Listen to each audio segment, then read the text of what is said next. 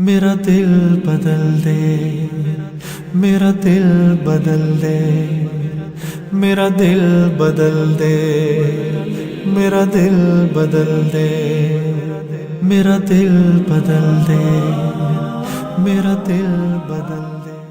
الحمد للہ رب العالمین والصلاة والسلام علی رسولہ محمد خاتم النبیین و امام المتقین وقائد الغر المحجلین وعلى آلہ واصحابہ اجمعین، اما بعد فاعوذ باللہ من الشیطان الرجیم، بسم اللہ الرحمن الرحیم، فاصدع بما تؤمر واعرض عن المشرکین، صدق اللہ العظیم۔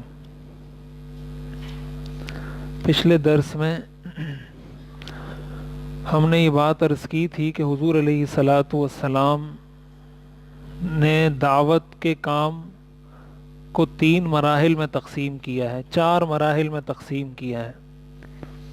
سب سے پہلے دعوت کا مرحلہ وہ تھا جو بالکل خفیہ تھا، غیر اعلانیہ دعوت، جو آپ کے قریبی دوست تھے، جاننے والے تھے، ان کو آپ جا کر خفیہ طریقے سے دین کی بات بتا دیتے تھے، دعوت دے دیتے تھے۔ کوئی باقاعدہ اعلانیہ دعوت کا سلسلہ آپ نے شروع نہیں کیا۔ 3 سال تک حضور علیہ الصلاۃ والسلام اسی طرح دعوت دیتے رہے۔ 3 سال بعد اللہ تعالیٰ کی طرف سے حکم آیا فاصدع بما تؤمر، کہ اب آپ علی الاعلان دعوت دینا شروع کریں اس دین کی طرف جس دین کا آپ کو پیغمبر اور نبی بنا کر بھیجا گیا ہے۔ اب آپ علی الاعلان دعوت دینا شروع کریں۔ تو حضور علیہ الصلاۃ والسلام نے پھر علی الاعلان دعوت دینا شروع کی، اور اسی کے ساتھ حضور علیہ الصلاۃ والسلام کو یہ حکم بھی دیا گیا کہ آپ انذر عشیرتک الاقربین، اپنے قریبی لوگوں کو، اپنے رشتہ داروں کو اللہ کے عذاب سے ڈرائیے۔ تو ساتھ ہی ساتھ آپ کو یہ الگ حکم ملا کہ اپنے خاندان والوں کو، اپنے رشتہ داروں کو، اپنے اعزاء اور اقارب کو بھی دین کی دعوت دیجیے۔ تو یہ بات میں نے پہلے عرض کر دی تھی کہ ایک مسلمان کی سیرت کے اس سارے پس منظر کی روشنی میں یہ ذمہ داری بنتی ہے کہ پہلے وہ اپنے آپ کو ٹھیک کرے، اس کے ساتھ ساتھ اپنے گھر والوں کو دین کی دعوت دے، اپنی اولاد کی صحیح تربیت کرے، اور تیسرے نمبر پر اس کی پھر ذمہ داری بنتی ہے کہ اپنے ماحول، اپنے محلے، اپنے معاشرے کو ٹھیک کرنے کے لیے کوشش کرے اور ان کو دین کی بات بھی پہنچائے اور دین کا پیغام بھی پہنچائے۔ اس سے ایک بنیادی بات ہمیں یہ معلوم ہوتی ہے، حضور علیہ الصلاۃ والسلام نے صفا پہاڑی پر چڑھ کر دعوت دی تھی، آپ نے وہاں اعلان کیا، سب کو جمع کیا، یہ واقعہ میں پہلے ذکر کر چکا ہوں۔ پھر آپ اپنے قریبی رشتہ داروں کو آپ نے جمع کیا، جو آپ کے قبیلے قریش سے تعلق رکھنے والے مختلف طبقات تھے یا مختلف قومیں تھی قبیلے قریش کی، آپ نے ان سب کو جمع کیا اور آپ نے ان سے فرمایا ان الرائد لا یکذب اہلہ۔ رائد عربی میں اس شخص کو کہا جاتا ہے، جب قافلے چلا کرتے تھے عرب کے، اس کا طریقہ یہ ہوتا تھا کہ ایک آدمی قافلے سے آگے جاتا تھا، بہت آگے آگے چل رہا ہوتا تھا، وہ رستہ صاف کر رہا ہوتا تھا، دیکھ رہا ہوتا تھا کوئی دشمن تو نہیں ہے، کوئی جانور تو نہیں ہے، کوئی مشکل تو نہیں ہے پیچھے آنے والے قافلے کو۔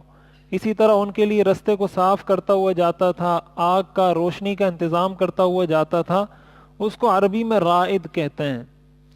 حضور علیہ الصلاۃ والسلام نے، ایک قائد ہوتا ہے، ایک رائد ہوتا ہے، اس کو رائد کہتے ہیں۔ تو حضور علیہ الصلاۃ والسلام نے فرمایا ان الرائد لا یکذب اہلہ، کہ جو لشکر سے آگے جانے والا شخص ہوتا ہے وہ کبھی بھی اپنے لشکر سے جھوٹ نہیں بولتا۔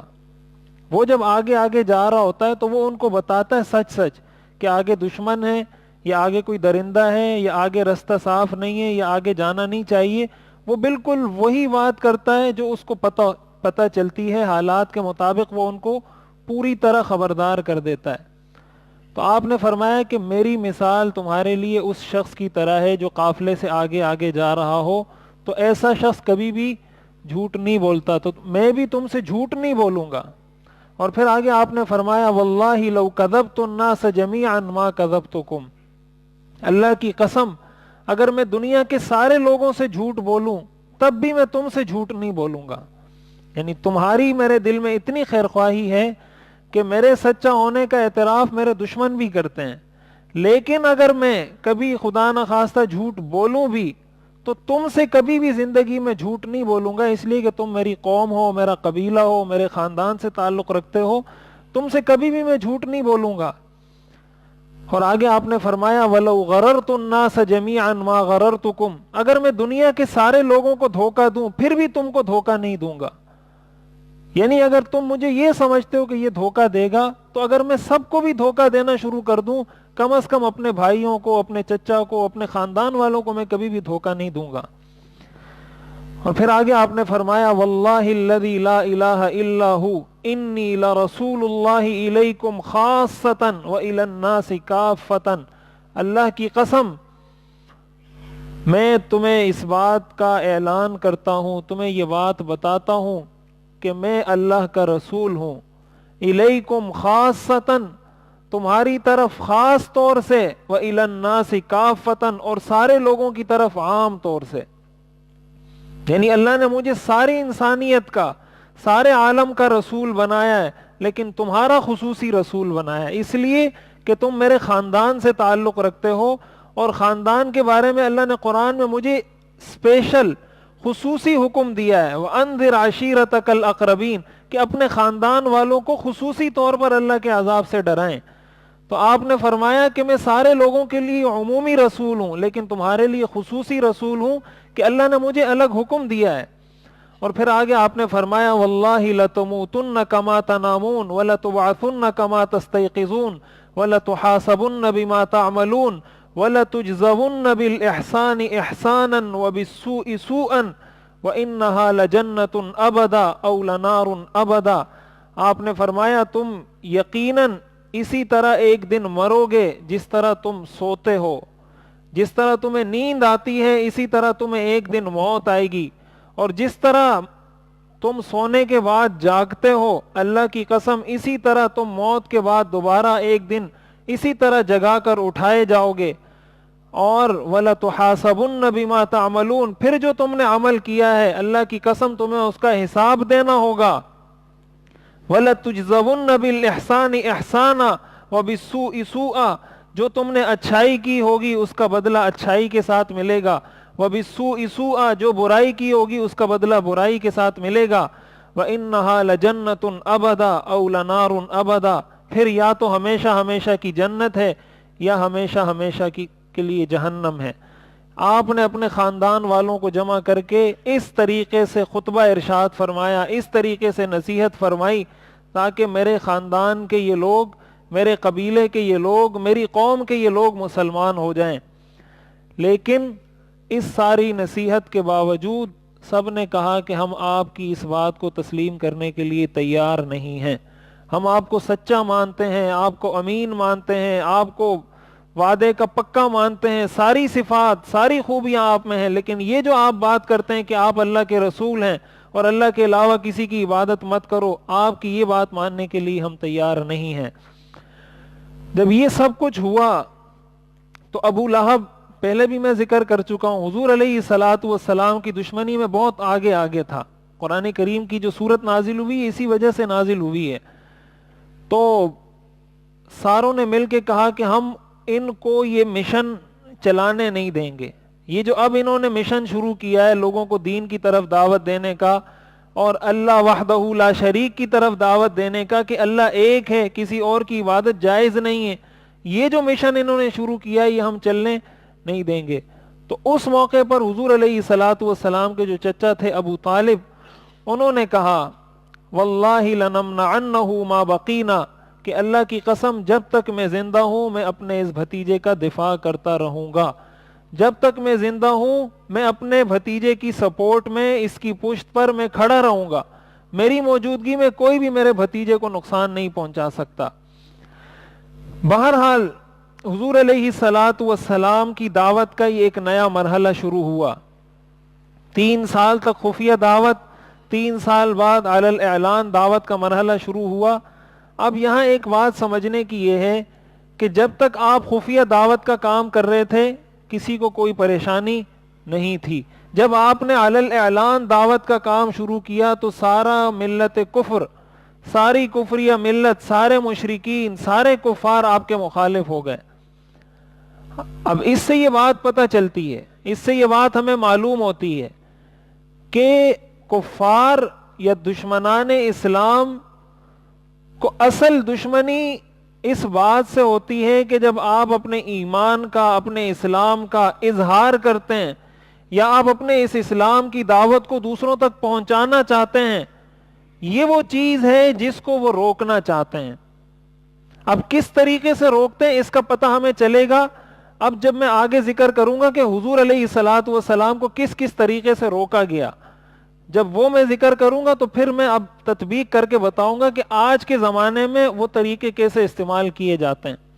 لیکن یہ پوائنٹ، یہ نقطہ، یہ بات آپ ذہن میں رکھیں کہ اصل تکلیف کافروں کو یا اسلام کے دشمنوں کو اس بات سے ہے کہ اسلام کو علی الاعلان بیان کیا جائے، اسلام کو علی الاعلان لوگوں کو سمجھایا جائے، لوگوں کی سمجھ میں آنا شروع ہو جائے دین، لوگ دین کو اپنانا شروع کر دیں، اس کو فالو کرنا شروع کر دیں۔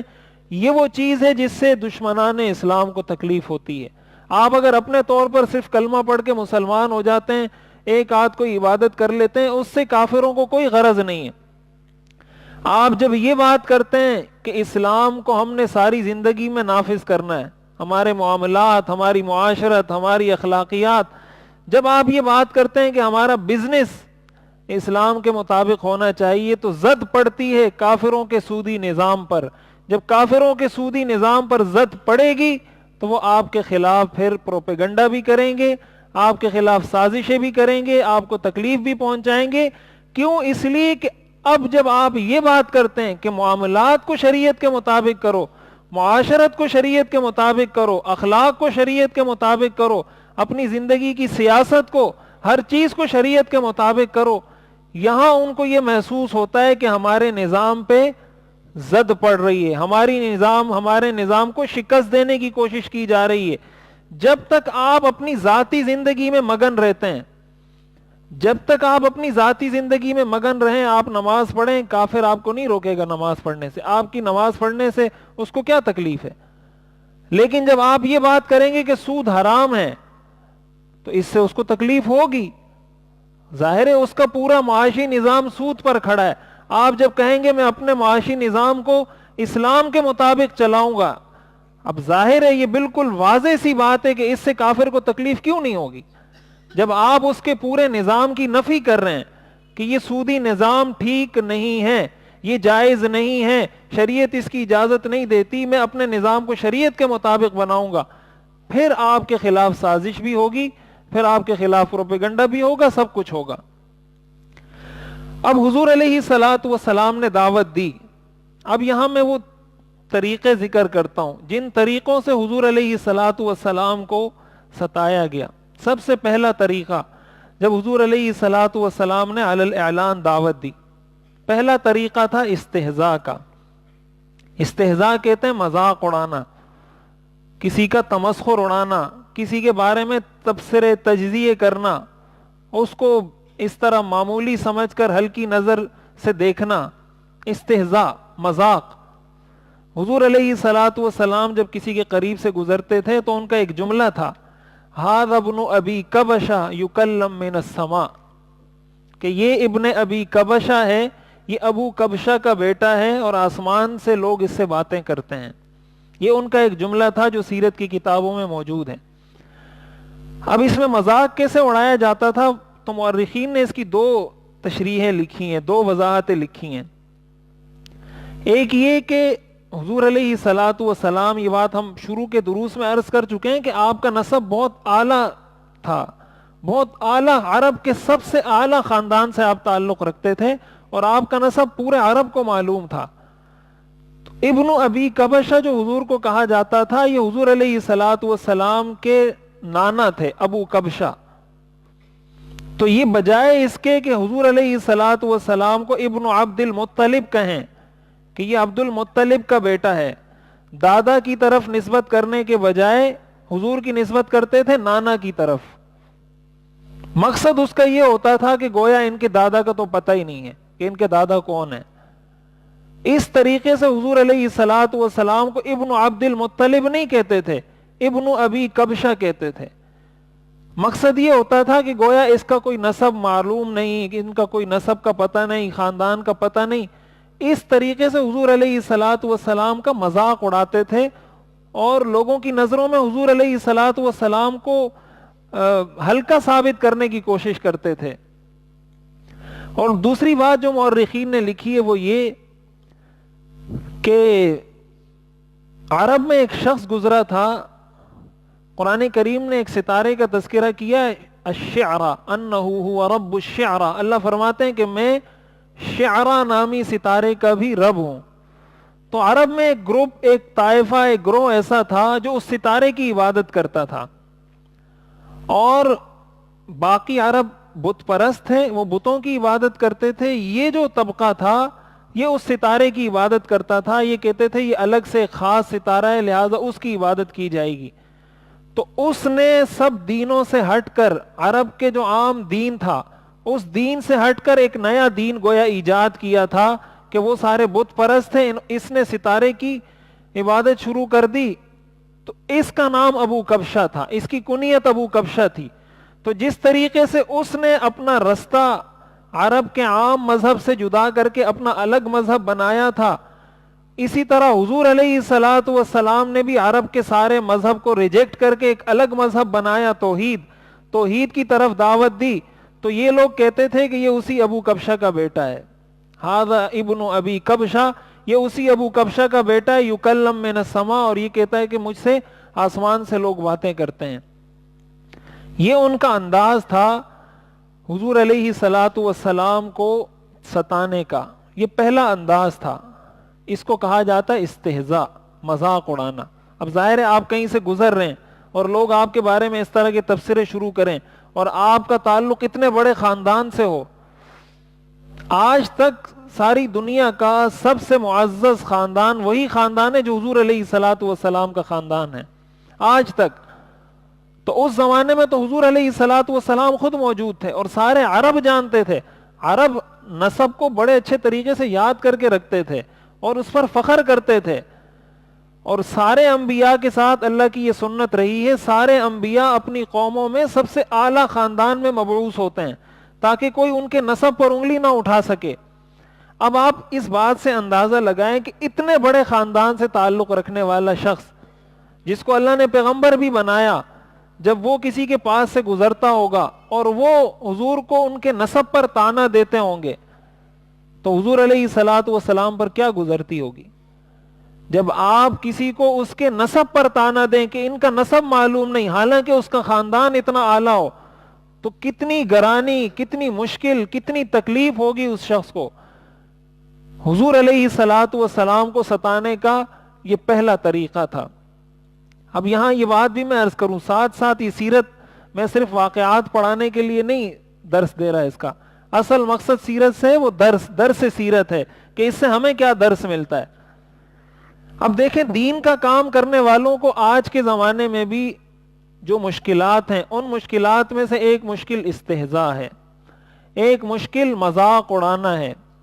دین کا، اہل دین کا، علماء کا، دین پر عمل کرنے والوں کا مذاق اڑایا جاتا ہے۔ اور خطرناک بات یہ ہے کہ حضور کا مذاق اڑانے والے کافر ہوتے تھے، اور آج دین اور اہل دین کا مذاق اڑانے والے مسلمان ہیں۔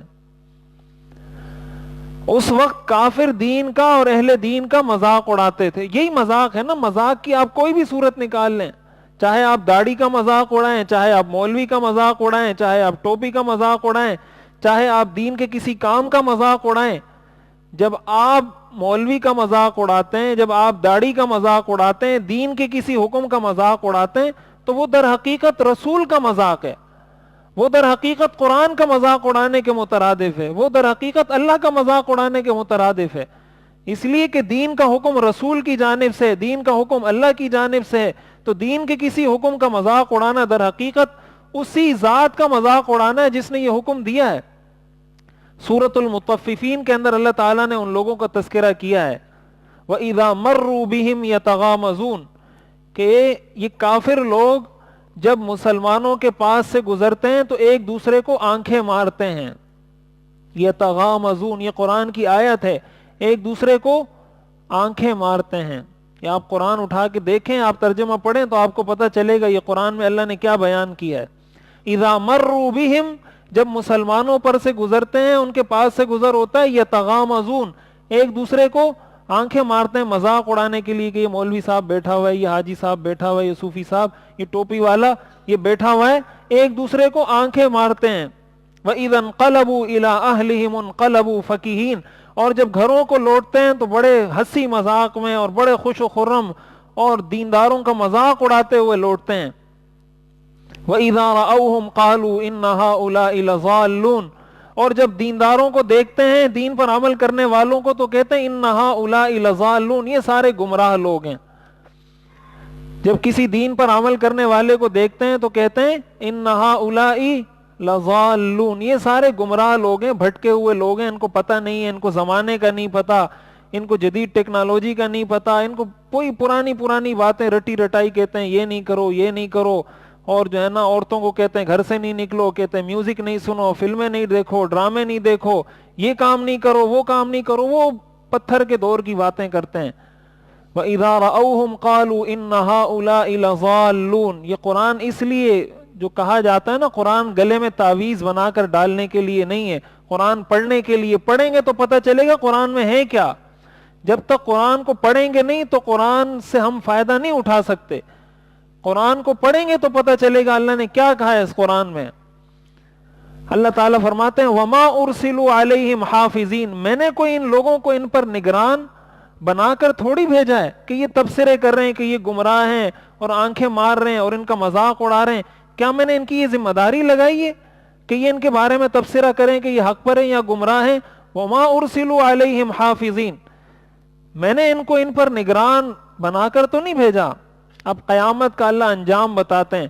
فَالْيَوْمَ الَّذِينَ آمَنُوا مِنَ الْكُفَّارِ يَضْحَكُونَ، آج کے دن ایمان والے کافروں کا مذاق اڑائیں گے. قیامت کے دن فَالْيَوْمَ، آج کے دن، الَّذِينَ آمَنُوا، ایمان والے، مِنَ الْكُفَّارِ يَضْحَكُونَ، آج مومن کافروں پر ہنسیں گے. مومن جب جنت میں جائیں گے، کافر جب جہنم میں جائیں گے، اس وقت مومن ہنسیں گے کہ ہم تمہیں دنیا میں کہتے تھے، اس وقت تم ہنستے تھے، آج ہماری ہنسی کا وقت ہے. پھر آگے اللہ فرماتے ہیں هَلْ ثُوِّبَ الْكُفَّارُ مَا كَانُوا يَفْعَلُونَ، اب تم لوگ بتاؤ کیا کافروں کو ان کے کیے کا پورا بدلہ مل گیا یا نہیں ملا؟ هَلْ ثُوِّبَ الْكُفَّارُ مَا كَانُوا يَعْمَلُونَ، کیا کافروں کو ان کے پورے عمل کا پورا بدلہ ملا یا نہیں ملا؟ تو یہ بات اچھے طریقے سے یاد رکھنی چاہیے. بسا اوقات ہم اس طرح کے تجزیے تبصرے کر کے، اس طرح کا مذاق اڑا کے، انڈائریکٹ وے میں دین کا کام کرنے والوں کو دین سے روکنا چاہتے ہیں، دین پر عمل کرنے والوں کو دین پر عمل سے روکنا چاہتے ہیں. اور اگر اس تجزیے، اس تبصرے کی وجہ سے کوئی شخص دین پر عمل کرنے سے رک جاتا ہے یا کوئی شخص دین کا کام کرنے سے رک جاتا ہے، تو جتنا وبال ہے سارا اسی شخص پر آئے گا جس نے یہ تجزیہ اور تبصرہ کیا ہے. قرآن کریم میں اللہ تعالیٰ نے ارشاد فرمایا کافر جہنمیوں کا تذکرہ کرتے ہوئے کہ جنتی جہنمیوں سے پوچھیں گے ما سلککم فی سقر، جہنم میں تمہیں کس چیز نے، کون سی چیز تمہیں یہاں لے کر آئی ہے؟ تو وہ آگے جواب میں کہیں گے لم نک من المصلین، ہم نماز نہیں پڑھتے تھے. وَلَمْ نَكُ نُطْعِمُ الْمِسْكِينَ، ہم مسکین کو کھانا نہیں کھلاتے تھے. نمبر 3 وَكُنَّا نَخُوضُ مَعَ الْخَائِضِينَ، دین کے بارے میں جو لوگ تبصرے کرتے تھے ہم بھی ان کے ساتھ تبصرے شروع کر دیا کرتے تھے. یہ قرآن کریم کی آیات ہیں، واضح آیات ہیں. جس کو عربی آتی ہو وہ خود اٹھا کے ترجمہ دیکھ لے. اس کا مطلب کیا ہے؟ كُنَّا نَخُوضُ مَعَ الْخَائِضِينَ، جو دین کے بارے میں بے جا تبصرے تجزیے کرتے تھے، ہم بھی جب ان کی محفلوں میں بیٹھتے تھے تو ہم بھی یہ تجزیے تبصرے شروع کر دیتے تھے. یہ وہ عمل ہے جس نے ہمیں جہنم میں پہنچایا. حتی اتانا الیقین فما تنفعهم شفاعت الشافعین، اللہ فرماتے ہیں آج کے دن شفاعت کرنے والوں کی شفاعت بھی ان کے کام نہیں آئے گی. فما لهم عن التذکرۃ معرضین کأنهم حمر مستنفرہ فرت من قسورہ. اللہ تعالیٰ آگے فرماتے ہیں ان کو کیا ہو گیا جب ان کے سامنے نصیحت کی جاتی ہے تو ایسے بھاگتے ہیں جیسے گدھے بھاگتے ہیں. کأنہم حمر مستنفرہ، حمر حمار کی جمع ہے، حمار عربی میں گدھے کو بولتے ہیں. فما لہم عن التذکرۃ معرضین، ان انسانوں کو کیا ہوا ہے قرآن سے ایسے اعراض کرتے ہیں. کأنہم حمر مستنفرہ، گویا یہ گدھے ہوں جن کو کسی نے مار مار کے کسی جگہ سے بھگایا ہو. فرت من قسورہ. تو اب یہ وہ بہت اہم بات ہے. آج ہمارے ہاں یہ میڈیا کا دور ہے، سوشل میڈیا کا دور ہے. ہر آدمی کے پاس لکھنے کی بھی اتھارٹی ہے، بولنے کی بھی اتھارٹی ہے. کوئی کچھ بھی لکھ سکتا ہے، کچھ بھی بول سکتا ہے. اور ظاہر ہے آپ فیس بک استعمال کر رہے ہیں، آپ کوئی بھی سوشل ویب سائٹ استعمال کر رہے ہیں، کوئی بھی چیز آپ کے پاس ہے، آپ کو اس نے آپشن دیا ہے، آپ لکھتے رہیں. لیکن یاد رکھیں اس کے بارے میں اللہ پوچھے گا. یہ فیس بک نے تو آپشن دیا، اللہ نے آپشن نہیں دیا ہر چیز لکھنے کا. ہر چیز کے بارے میں بولنے کا آپشن اللہ نے نہیں دیا. یہ اس نے آپ کو دیا، آپ ویڈیو بنا کے ڈال دیں فیس بک پہ کہ دین کے کسی شاعر اللہ کا یا علماء کا. دیکھیں ایک ہوتا ہے آپ کو کسی خاص آدمی سے کوئی خاص مسئلہ ہو، مثلا کوئی مولوی ہے اس نے آپ سے قرض لیا، ابھی وہ آپ کا قرض نہیں دے رہا، تو ٹھیک ہے آپ کہیں بھائی یہ آدمی ٹھیک نہیں ہے، اس سے قرض ورض کا معاملہ نہیں کرنا، لین دین کا معاملہ نہیں کرنا، یہ بندہ ٹھیک نہیں ہے. ایک تو یہ بات ہے، اس میں کوئی حرج نہیں ہے. ظاہر ہے ہر طبقے میں اچھے لوگ بھی ہوتے ہیں، برے لوگ بھی ہوتے ہیں. کسی کے مولوی ہونے کا یہ مطلب نہیں ہوتا کہ یہ ولی اللہ ہو گیا. وہ ممکن ہے صحیح عمل کرتا ہو، ممکن ہے صحیح عمل نہیں کرتا ہو. مولوی بھی انسان ہوتا ہے، جس طرح ڈاکٹر انسان ہوتا ہے، جس طرح انجینئر انسان ہوتا ہے، اسی طرح مولوی بھی انسان ہوتا ہے، کوئی فرشتہ تو ہوتا نہیں ہے. لیکن ایک یہ ہوتا ہے کہ آپ کہیں کہ مولوی تو سارے ایسے ہی ہوتے ہیں، مولوی تو سارے فراڈی ہوتے ہیں، مولوی تو سارے معاملات میں کھوٹے ہوتے ہیں، مولوی تو سارے جھوٹ بولتے ہیں، مولویوں کی تو کسی بات کا اعتبار ہی نہیں ہے. بسا اوقات ہمارے ہاں کیا ہوتا ہے، کبھی کسی سے کوئی غلطی ہوتی ہے، کوئی معاملہ ہوتا ہے، تو لوگ آگے سے کہتے ہیں داڑھی رکھی ہوئی ہے اور یہ کام کر رہے ہو، داڑھی رکھی ہوئی ہے اور یہ داڑھی کا مذاق ہے. اس لیے کہ یہ جو کام منع تھا، مثال کے طور پر وہ جھوٹ بول رہا تھا، تو یہ جھوٹ بولنا داڑھی والے کے لیے منع ہے یا بغیر داڑھی والے کے لیے منع ہے یا دونوں کے لیے منع ہے؟ جھوٹ کا تعلق داڑھی کے ساتھ ہے، جھوٹ کا تعلق کلمے کے ساتھ ہے، لا الہ الا اللہ کے ساتھ ہے. جس نے لا الہ الا اللہ پڑھ لیا اس پر جھوٹ حرام ہے. جس نے لا الہ الا اللہ پڑھ لیا اس پر وعدہ خلافی حرام ہے. چاہے اس کی داڑھی ہے تب بھی حرام ہے، چاہے اس کی داڑھی نہیں ہے تب بھی حرام ہے. جس کی داڑھی ہے اور جھوٹ بول رہا ہے وہ ایک گناہ سے تو بچا ہوا ہے. داڑھی رکھ کر جھوٹ بول رہا ہے، ایک گناہ کر رہا ہے، ایک سے بچا ہوا ہے. اور جس کی داڑھی بھی نہیں ہے جھوٹ بول رہا ہے وہ ڈبل گناہ کر رہا ہے کہ داڑھی بھی نہیں ہے اور جھوٹ بھی بول رہا ہے. اب بجائے اس کے کہ اس کو یہ کہا جاتا بھائی جھوٹ نہیں بولو، جھوٹ اچھی چیز نہیں ہے، جھوٹ کی شریعت اجازت نہیں دیتی، اب ہم لوگ ڈائریکٹ اٹیک کرتے ہیں کس پر؟ داڑھی پر. نتیجہ کیا ہوتا ہے؟ کسی کو بولو داڑھی رکھو، وہ آگے سے کہتا ہے اب داڑھی رکھوں گا پھر جھوٹ نہیں بول سکتا ہوں. وہ جھوٹ بولنے کا مسئلہ نہیں ہوتا، مسئلہ یہ ہوتا ہے کہ داڑھی رکھ کر اگر جھوٹ بولا تو لوگ مجھے تانے دیں گے، اس تانے کے ڈر کی وجہ سے میں داڑھی نہیں رکھتا. تو داڑھی سے روکنے والا کون ہوا پھر؟ داڑھی سے کس نے اس کو روکا؟ یہ کس کا عمل تھا کہ جب اس کو کہا جا رہا ہے داڑھی رکھو تو وہ کہتا ہے میں نہیں رکھتا؟ کیوں؟ اس لیے کہ لوگ تانا دیں گے. اس کا مطلب یہ تانا دینے والے نے روکا اس کو. تو کیا قیامت کے دن حساب دے گا ان ساری چیزوں کا؟ یہ میں ایک مثال بتا رہا ہوں. تو یہ جو زبان ہے نا، زبان آپ کو اتھارٹی مل گئی لکھنے کی، کوئی بھی تبصرہ کر دیں، کوئی بھی تجزیہ کر دیں، کچھ بھی بول دیں زبان سے، لیکن ان السمع والبصر والفؤاد کل اولئک کان عنہ مسئولا. اللہ فرماتے ہیں ان السمع کان، البصر آنکھ، الفؤاد دل، کل اولئک کان عنہ مسئولا، ان ساروں کے بارے میں قیامت کے دن پوچھوں گا. یہ کان کہاں استعمال کیے تھے؟ یہ آنکھ کہاں استعمال کی تھی؟ دل میں کیا خیالات، کیا تصورات لے کر آئے تھے؟ ایک ایک چیز کے بارے میں اللہ فرماتے ہیں میں پوچھوں گا. اللہ نے اتھارٹی نہیں دی، اللہ نے اتھارٹی دی ہے لیکن حدود کے اندر، کہ جو تمہاری حدود ہیں، جو تمہاری لمیٹیشن ہے ان میں بات کرو. اپنی لمٹ کو کراس کر کے جب بات کرو گے تو اللہ تعالیٰ فوراً کسی کو نہیں پکڑتا. آپ کوئی اپلیکیشن استعمال کرتے ہیں، مثلا فیس بک آپ استعمال کرتے ہیں, آپ فیس بک کے کسی اس کی پالیسی کی خلاف ورزی کرتے ہیں. مثلا فیس بک نے کہا ہے کہ اس طرح کا کنٹینٹ آپ نہیں ڈال سکتے, آپ نے ڈال دیا. فیس بک آپ کو ایک دفعہ وارننگ دیتا ہے, 2 دفعہ دیتا ہے, 3 دفعہ دیتا ہے. 2-3 دفعہ کی وارننگ کے بعد وہ آپ کی آئی ڈی کو بلاک کر دیتا ہے یا آپ کے پیج کو ختم کر دیتا ہے. جو بھی ہوتا ہے آپ کی آئی ڈی یا پیج ختم کر دے گا اس کو. تو بھائی بغیر وارننگ کے تو فیس بک والا آپ کی آئی ڈی بلاک نہیں کرتا, اللہ تو بار بار وارننگ دیتا ہے. فیس بک بنانے والا تو انسان ہے, اللہ تعالیٰ بھی بار بار وارننگ دیتا ہے, لیکن مسئلہ یہ کہ وہ وارننگ ہم پڑھتے نہیں, وہ وارننگ ہم سنتے نہیں, اس کو ہم سنی انسنی کر دیتے ہیں. یہ قرآن میں اللہ نے جگہ جگہ یہی وارننگ دی ہے ہمیں, یہی وارننگ ہے کہ بھائی نہیں کرو, ایسا نہیں کرو. پھر انسان کہتا ہے میں نے کر لیا کچھ بھی نہیں ہوا, پھر کرتا ہے, پھر کہتا ہے کچھ بھی نہیں ہوا, پھر کرتا ہے, پھر کہتا ہے کچھ بھی نہیں ہوا. پھر جب اللہ کی پکڑ آتی ہے, پھر جب اللہ انسان کو بلاک کرتا ہے نا, پھر جب پکڑ کے اس کو اڑاتا ہے, تو پھر اس کے ہوش ٹھکانے آتے ہیں کہ یہ میں نے کیا کیا تھا. لیکن پھر اس وقت اللہ سے کوئی بچا نہیں سکتا. وَكَذَلِكَ أَخْذُ رَبِّكَ إِذَا أَخَذَ الْقُرَى وَهِيَ ظَالِمَةٌ إِنَّ أَخْذَهُ أَلِيمٌ شَدِيدٌ. اللہ فرماتے ہیں جب میں کسی کو پکڑتا ہوں تو پھر اس کو بڑی تکلیف ہوتی ہے. علیم, میری پکڑ بہت درد دینے والی ہے. میں جب کسی کو پکڑتا ہوں تو پھر انسان کو بہت درد ہوتا ہے, لیکن اس درد میں پھر کوئی چیز کام نہیں آتی. تو ہم اس وجہ سے ہم سمجھتے ہیں کہ شاید کچھ بھی نہیں ہے, کہ اللہ تو کوئی عذاب نازل کر نہیں رہا. یہ میں آگے بتاتا ہوں. ان کا ایک اعتراض کفار مکہ کا یہ بھی تھا کہ آپ اگر اللہ کے رسول ہیں تو ہم پر عذاب نازل کر کے بتائیں. او تسقط علینا کسفا من السماء, آسمان کو ہمارے اوپر توڑ کر دکھائیں. آپ پیغمبر ہیں اللہ کے, ہم آپ کی بات نہیں مانتے, تو آپ آسمان کو حکم کریں کہ ٹوٹ کر گرے ہمارے اوپر.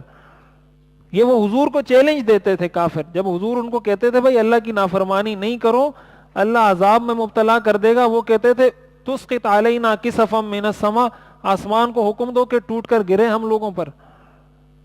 تو ہمارا بھی یہی ماحول ہو چکا ہے, ہمارا بھی یہی مزاج بن چکا ہے کہ ہم کہتے ہیں ہم پہ تو کوئی عذاب نہیں آ رہا. تو عذاب اللہ کا ایسے نہیں آتا.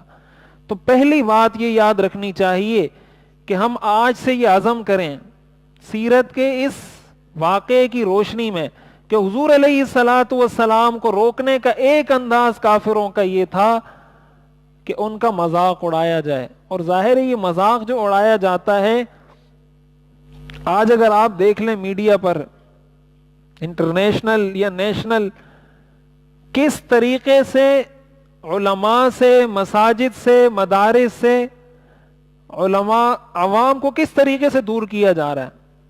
اب ان کا مذاق اڑانا یہ بھی ان کا ایک انداز ہے کہ ان کا مذاق اڑایا جائے, ان کے بارے میں یہ بات کی جائے ان کو کچھ پتہ نہیں. یہ بالکل غلط بات ہے. مولویوں کو کچھ پتہ نہیں. مولوی نے اگر نرسری بھی نہیں پڑھی ہوگی نا, نرسری بھی نہیں پڑھی ہوگی, آپ اس کے پاس جائیں, جدید سے جدید مسئلہ پوچھیں, آپ کو آج بھی جواب دے گا. آپ اس سے پوچھیں جہاز میں نماز پڑھنے کا کیا حکم ہے. حضور کے زمانے میں تو جہاز نہیں تھا, لیکن وہ مولوی جس کو آپ سمجھتے ہیں کہ ان پڑھ ہے, حالانکہ وہ ان پڑھ نہیں ہے. ان پڑھ وہ ہے جو اس مولوی کو ان پڑھ سمجھتا ہے. آپ اس سے جا کے پوچھیں جہاز میں نماز پڑھنے کا کیا حکم ہے, وہ آپ کو مسئلہ نہیں بتائے تو آپ کہنا کہ یہ جاہل ہے. آپ اس سے پوچھیں ٹرین میں نماز پڑھنے کا کیا حکم ہے, وہ آپ کو مسئلہ نہیں بتایا تو پھر کہنا جاہل ہے. آپ اس سے پوچھیں بینک میں معاملات کرنا جائز ہے یا ناجائز, وہ آپ کو بینک کے سارے مسائل حلال حرام نہ بتائے تو کہنا کہ جاہل ہے. وہ آپ کو بینکنگ کے مسائل بتا رہا ہے, آپ کو جہاز کے مسائل بتا رہا ہے, آپ کو ہر جدید سے جدید مسئلہ بتا رہا ہے, تو یہ کیسا جاہل ہوا؟ اس کو جاہل کہتے ہیں. وہ آپ کو اپنی فیلڈ سے ریلیٹڈ جدید سے جدید ترین مسئلہ بتا سکتا ہے, اگرچہ اس کے پاس دنیا کی کوئی تعلیم نہ ہو. میں یہ نہیں کہتا کہ دنیا کی تعلیم حاصل نہ کریں, حاصل کرنی چاہیے, اس کے اپنے فوائد ہیں. لیکن اگر اس نے نہیں بھی کی تب بھی وہ اپنی فیلڈ میں اتنا ماہر ہوگا, اتنا ماہر ہوگا کہ آپ مشکل سے مشکل ترین مسئلہ اس کے سامنے پیش کریں, وہ آپ کو منٹوں میں اس کا حل نکال کے بتا دے گا. یہ جاہل آدمی تو ایسا نہیں کر سکتا, لیکن ہم اپنی نظر میں اس کو کیا سمجھتے ہیں؟ جاہل سمجھتے ہیں. تو یہ جو ہم جاہل سمجھتے ہیں یہ ہم نہیں سمجھتے, یہ ہمارے ذہنوں میں بٹھایا گیا ہے. اور اس بٹھانے کا فائدہ ان کو یہ ہوگا کہ میں مولوی سے دور ہو جاؤں گا, مولوی اور میرے درمیان گیپ پیدا ہو جائے گا، مولوی اپنی راہ لے، میں اپنی راہ لوں، اور جب مولوی سے کاٹ دیا مطلب قرآن سے کاٹ دیا۔ عربی میں ہم لوگ اتنے ماہر تو ہیں نہیں کہ خود قرآن اٹھائیں اور سمجھنا شروع کر دیں، یا تو ہم اتنے ماہر ہوتے کہ قرآن خود پڑھتے، حدیث خود پڑھتے، تو مولوی کی ضرورت ہی نہیں تھی۔ عربی میں تو ہمارا یہ حال ہوتا ہے کہ ہمیں قرآن کی 2 سے 3 صورتیں یاد ہوتی ہیں، ساری زندگی نماز میں وہی پڑھتے رہتے ہیں۔ یہ تو ہمارا عربی دانی کا عالم ہے، عربی خوانی کا یہ عالم ہے کہ ساری زندگی 4 سے 5 صورتوں سے زیادہ یاد نہیں ہوا، اور تان و تشنیع شروع کر دی اس مولوی پر جو ساری زندگی اس نے وقف کی ہے عربی پڑھنے پڑھانے، قرآن پڑھنے پڑھانے کے لیے۔ یہ بات یاد رکھیں، مجھے اس بات سے کوئی غرض نہیں ہے کہ میں اپنی ذات سے کسی کو جوڑوں، مجھے غرض اس بات سے ہے کہ جب تک مولوی سے آپ نہیں جڑیں گے آپ کا ایمان، آپ کی نسلوں کا ایمان محفوظ نہیں ہوگا۔ یہ بات پتھر کی لکیر ہے، یہ لکھ کر رکھ لیں اپنے پاس، یہ اپنے پاس لکھ کر رکھ لیں۔ ہو نہیں سکتا، ممکن نہیں ہے کہ مولوی سے دور ہو کر، مسجد سے دور ہو کر، آپ مجھے بتائیں نا آپ کے پاس اور سورس کیا ہے؟ دین کا علم حاصل کرنے کا سورس اور ذریعہ آپ کے پاس کیا ہے؟ مسجد آپ نہیں جا رہے کہ مولوی ہے، مدرسے آپ نہیں جا رہے کہ مولوی ہے، کسی مولوی سے آپ رابطہ نہیں کر رہے کہ مولوی ہے۔ پڑھیں آپ قرآن، پڑھیں آپ حدیث، کیسے پڑھیں گے؟ ترجمہ پڑھیں گے تو ترجمہ بھی کسی مولوی نے لکھا ہوگا، اس مولوی کا ترجمہ بھی نہیں پڑھیں، کسی جاہل آدمی کا ترجمہ پڑھیں، کیسے پڑھیں گے؟ نہیں ہے، کوئی صورت نہیں ہے۔ جب کوئی صورت نہیں، اس کا مطلب کہ وہ آپ کو اسی طرح بند گلی میں لے کر جانا چاہتے ہیں کہ اس سے بھی کٹو، اس سے بھی کٹو، اس سے بھی کٹو، گھس جاؤ گلی میں، آگے رستہ بند ہے، اب کیا کرو گے؟ تو استہزاء یہ حضور علیہ الصلوۃ والسلام کو دعوت سے روکنے کا ایک بہت بڑا ہتھیار تھا کافروں کا۔ نمبر 2، ایک بات ہمیں یہ بھی سمجھنی چاہیے یہاں پر جو بڑی اہم ہے کہ حضور علیہ الصلوۃ والسلام کے دعوت دینے کے جو اسلوب تھے کہ آپ صفا پہاڑی پر چڑھے، صفا پہاڑی پر چڑھ کر آپ نے دعوت دی۔ اب یہاں علماء نے یہ لکھا ہے، مؤرخین نے یہ لکھا ہے کہ اس سے یہ معلوم ہوتا ہے کہ دین کا کام کرنے والوں کو یا دعوت کا کام کرنے والوں کو اس زمانے کے جدید ترین وسائل سے استفادہ کر کے دین کا پیغام آگے پہنچانا چاہیے۔ حضور علیہ الصلوۃ والسلام کی دعوت کے مختلف طریقے تھے۔ آپ صفا پہاڑی پر بھی چڑھے۔ اب پہاڑ پہ چڑھنے کا کیا مطلب تھا؟ پہاڑ پہ چڑھنے کا یہی مطلب تھا کہ آواز زیادہ لوگوں تک جائے۔ آپ اگر یہاں کھڑے ہو کے بات کریں گے آواز کم لوگوں تک جائے گی، پہاڑ پہ کھڑے ہو کے خطاب کریں گے آواز زیادہ لوگوں تک جائے گی۔ اس کا مطلب آپ نے اس وقت کا جدید ترین ذریعہ تھا، ایسا ہی ہے نا، اس وقت کا ایک ذریعہ تھا لوگوں تک اپنا پیغام پہنچانے کا۔ آپ پہاڑ پر چڑھے۔ نمبر 2، حج کے موقع پر جو مختلف ممالک سے لوگ حج کے لیے آتے تھے، آپ مختلف حج کے قافلوں سے جا جا کر ملتے تھے۔ ایک ملک کے قافلے سے ملے، پھر دوسرے ملک کے قافلے سے ملے، ان کو دعوت دی اس طریقے سے۔ تیسرے نمبر پر آپ بازاروں میں جاتے تھے، بازاروں میں جا جا کر لوگوں کو وہاں دین کی دعوت دیتے تھے، اس لیے کہ وہاں جو بازار لگتے تھے وہ پورا میلہ ہوتا تھا، تو سارا عرب امٹ کر آ جاتا تھا بازاروں میں، تو وہ سارے ایک جگہ کہیں بھی آپ کو جمع نہیں ملتے تھے سوائے بازاروں کے۔ وہ ان کے سالانہ بازار ہوتے تھے، جس طرح ہمارے یہاں ہفتہ واری بازار ہوتے ہیں، ان کے سالانہ بنیادوں پہ بازار لگتے تھے، تو سارے عرب اس میں آتے تھے خرید و فروخت کے لیے، تو حضور وہاں جاتے تھے دعوت دینے کے لیے۔ تو اس سے یہ بات معلوم ہوتی ہے کہ اس وقت کے جدید وسائل اپنا پیغام پہنچانے کے لیے استعمال کرنے چاہیے، بشرطے کہ جائز ہو۔ اب دیکھیں وسائل 3 طرح کے ہوتے ہیں، یہ بات اچھے طریقے سے سمجھنی چاہیے، آج کل اس حوالے سے بڑی کنفیوژن ہے۔ ایک وسیلہ، ایک ذریعہ دین کی دعوت کا یا پیغام کا وہ ہے جو بالاتفاق جائز ہے، بالاتفاق جائز ہے، اس میں کسی کا کوئی اختلاف نہیں ہے۔ مثال کے طور پر بیان کرنا، یہ میں بیان کر رہا ہوں، یہ دین کا ایک پیغام پہنچانے کا ایک طریقہ ہے، سنت سے ثابت ہے، تو کسی کا بھی اس میں اختلاف نہیں کہ ممبر پہ بیٹھ کے بیان کرنا جائز ہے، سب کہتے ہیں بالاتفاق جائز ہے، اس کو تو سب کو اختیار کرنا لازمی ہے، اس کا اختیار کرنا تو سب پر لازمی ہے، اس لیے کہ دین کی دعوت آپ نے پہنچانی ہے، جب پہنچانی ہے تو زیادہ لوگوں تک پہنچانے کے لیے جائز طریقے کو اختیار کریں گے۔ نمبر 2 وہ ذریعہ وہ وسیلہ جو بالاتفاق ناجائز ہے. مثال کے طور پر کوئی دھمال ڈال کے لوگوں کو دین کی دعوت دے رہا ہے, کوئی ڈھول بجا کے لوگوں کو دین کی دعوت دے رہا ہے, کوئی موسیقی کے ذریعے لوگوں کو دین کی دعوت دے رہا ہے.